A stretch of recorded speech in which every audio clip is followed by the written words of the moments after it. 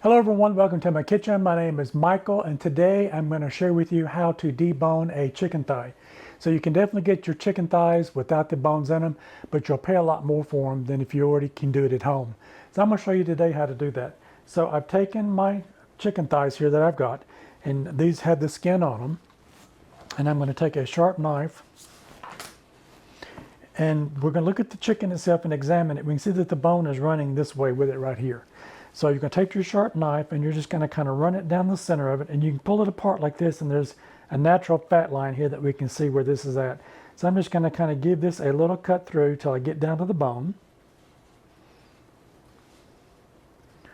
All right, I can see that I've got down to the bone now. Now I'm going to take my knife and carefully I'm going to just follow the contour of the bone around.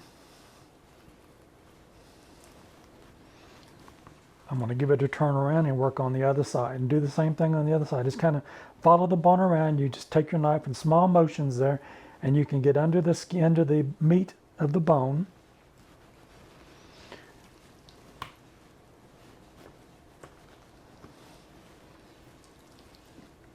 And then once you get enough of that done that you can grab it. Make sure you take care of your fingers here and keep those turned back. And at the bottom, we're just going to run the knife down the back of the bone, and the meat should just fall off of it.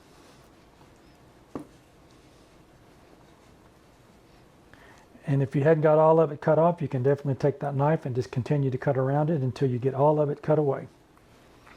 And a lot of it will pull away if you just pull on it too.